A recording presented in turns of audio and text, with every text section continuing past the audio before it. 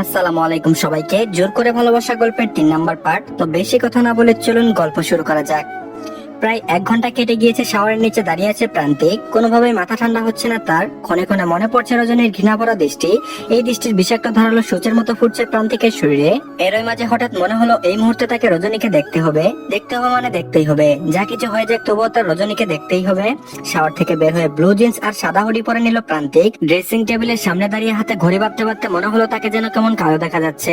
মুখে একটা ব্রণ হয়েছে, দাড়িগুলো যেন একটু বেশি বড় হয়ে গিয়েছে, চোখের নিচে একটু ডার্ক হয়েছে। নিজের ত্বকের প্রতি যত্নশীল হতে হবে, যেভাবেই হোক সুন্দর দেখা যেতে হবে। বারবার আয়নায় মুখ এদিক ওদিক করে ঘুরিয়ে ঘুরিয়ে নিজের মুখ দেখছে। তাকে কি দেখতে অনেক খারাপ দেখা যাচ্ছে? নিজের চেহারা নিয়ে এর আগে পরে ভাবা ছেলেটা আজ নিজের চেহারা নিয়ে ভীষণ চিন্তিত। এর আগে কখনো আয়নায় দাঁড়িয়ে সে ভাবেনি তাকে ভালো নাকি খারাপ দেখা যাচ্ছে বা চেহারার আরো উন্নতি করা প্রয়োজন। এই ছেলেটার চেহারায় কোনো দিক থেকে কোনো কমতি নেই, তবুও আজ যেন সব কম লাগছে। প্রেমে পড়লে বোধহয় এমনই হয়। গায়ে বডি স্প্রে মেরে টাওয়েল দিয়ে মাথায় ভেজা চুলগুলো মুছতে মুছতে জানালার পাশে দাঁড়ালো। বাইরে ওয়াল ঘেঁষে সারিবদ্ধ কতগুলো রজনীগন্ধা ফুলের গাছ, তার মধ্যে একটা গাছে ফুল এসেছে। প্রান্তিক পেছনের দরজা খুলে বাইরে বের হলো, মুখে ক্ষীণ হাসি। রজনীগন্ধা ফুলটা টেনে এনে নাকের সাথে মিশিয়ে প্রাণ ভরে সুবাস নিল।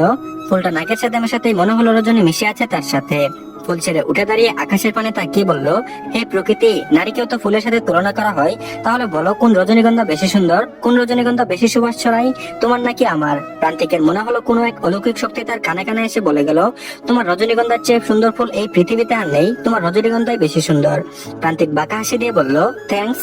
প্রান্তিক রাগী, মারামারি করে, পলিটিক্স এর সাথে জড়িত, তবে কোনো অন্যায় কাজে জড়িত নয়, বরং অন্যায়ের প্রতিবাদ করতে তাকে মারামারিতে আসতে হয়েছে। আগে ভুলেও কারো গায়ে হাত তুলতো না, তার বাবার গায়ে বিরোধী দল হাত উঠানোতে প্রান্তিক বেপরোয়া হয়ে গিয়েছে। এখন রেগুলার কারণে কারো গায়ে হাত তুলে। অসহায় মানুষের কাছে ভালোবাসার এক নাম প্রান্তিক চৌধুরী, আর খারাপ মানুষের কাছে প্রান্তিক চৌধুরী এক আতঙ্কের নাম। ধীরে ধীরে হিংস্র থেকে আরো হিংস্র হয়ে উঠছে। তবে প্রান্তিককে যারা চেনে জানে, ছেলেটার উপরে রক্ত দিয়ে যেমন ছড়াছড়ি, তেমনি ভেতরে কোমল একটা হৃদয় আছে। তাছাড়া প্রান্তিক খুবই প্রকৃতিপ্রেমী ছেলে। প্রকৃতির মাঝে হারিয়ে যেতে ভালো লাগে তার। কিছু অদ্ভুত কাজও করে সে। রাতে ঘুমোচ্ছে না, মাঝরাতে শ্রাবণকে ডেকে বলবে, শ্রাবণ গাড়ি বের কর, আমরা ট্যুরে যাব।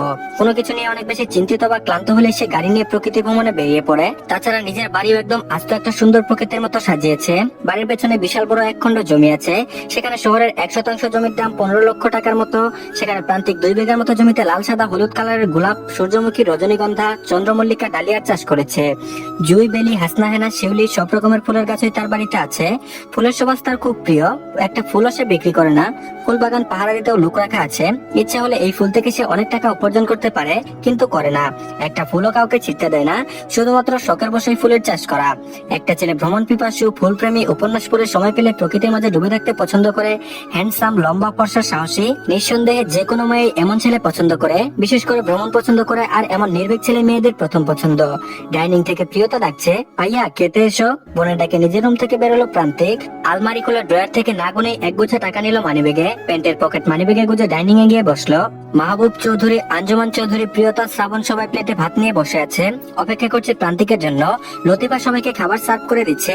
প্রান্তিক ভাতের প্লেট হাত দিয়ে ঠেলে সরিয়ে রেখে লতিফার দিকে তাকিয়ে বলল, খালা, আপনি জানেন না আমি রাতে ভাত খাই না, তাহলে আমার প্লেটে ভাত কেন দিয়েছেন? লতিফা আমতা আমতা করছে। প্রান্তিক আবারও প্রশ্ন করলো, রুটি বানাননি আজ?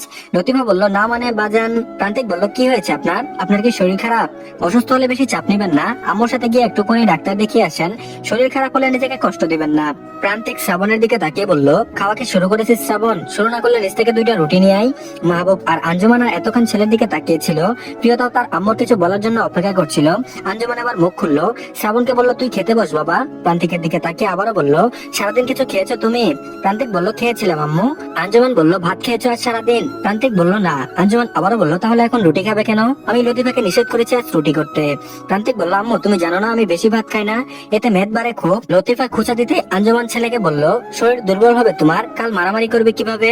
প্রান্তিক বলল, আম্মু মারামারি তো করতে চাই না, কিন্তু এমন কিছু দেখি যে হাত না উঠিয়ে পারি না। আঞ্জুমান বলল, তাহলে ভাত খাও এখন।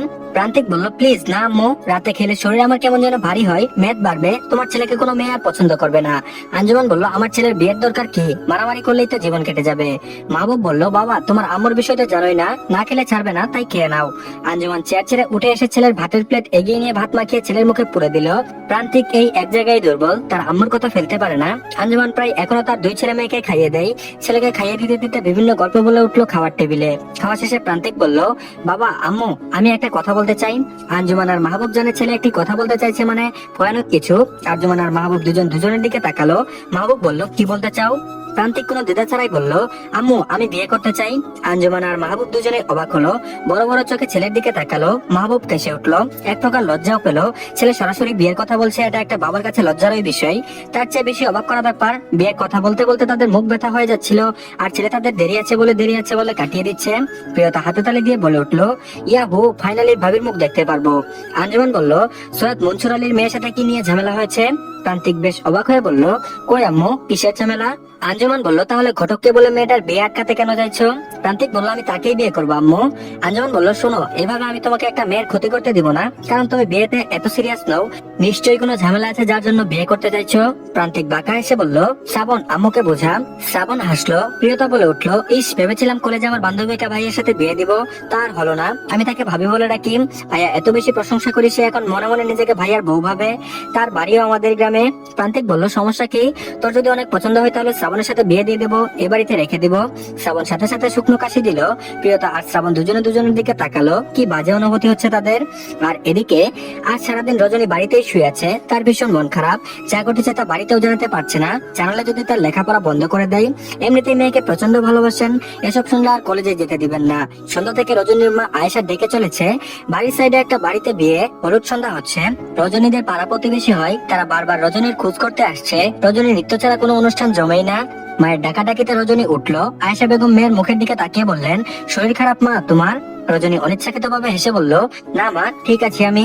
মেয়ের মুখ দেখে মায়েরা অনেক কিছুই বুঝতে পারে। আয়েশা বেগম বুঝতে পারলেন মেয়ের কিছু একটা হয়েছে, যেহেতু বলতে চাইছে না তাই আর জোর করলেন না। মানুষের মাঝে গেলে মন ভালো হয়ে যাবে ভেবে জোর করে মেয়েকে পাঠালেন।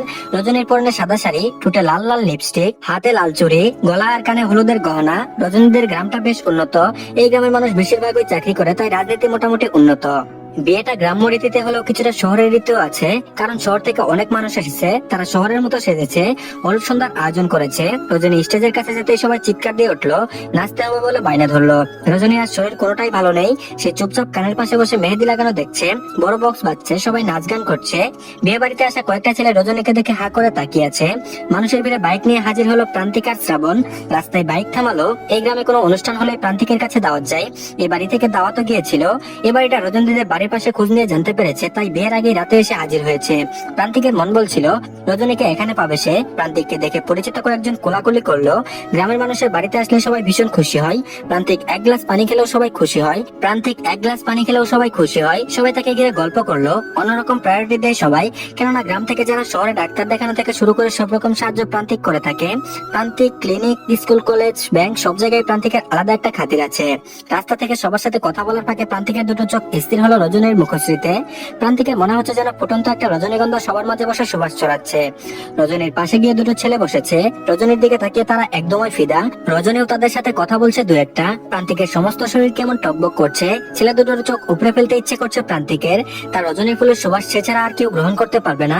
প্রান্তিক শ্রাবণকে কানে কানে কিছু একটা বললো। 5 মিনিটের মাঝে একটা বাচ্চা মেয়ে রজনীকে বলল, আপনার আম্মা আপনারা একটু বাড়িতে ডাকছে। রজনী উঠে বাড়ির দিকে রওনা হলো, সাথে সেই ছোট মেয়েটাও আছে। বাড়িতে ঢুকে রজনী দেখতে পেল কেউ নেই। রজনীর সাথে মেয়েটা হেসে বলল, আপা কাকি আপনারা ডাকেনি, দুলাভাই ডাকছে।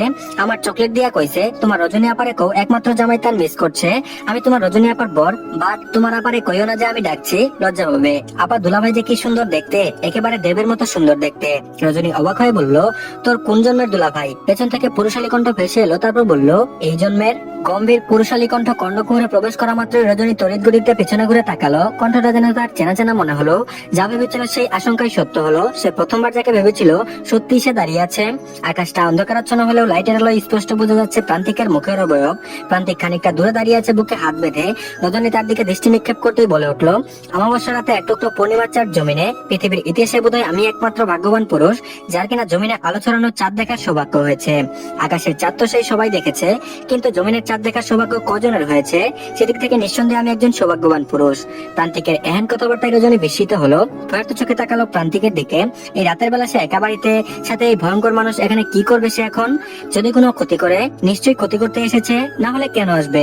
ভয়ে সমস্ত শরীরে কম্পন ধরেছে, কণ্ঠস্বর যেন ফেটে এলো, শরীর ভারী হয়ে এলো, চিৎকার দেওয়ারও শক্তি নেই, হৃৎপিণ্ডটা ভয়ে টিপ টিপ করছে, মুখটাও কেমন চুপসে এসেছে।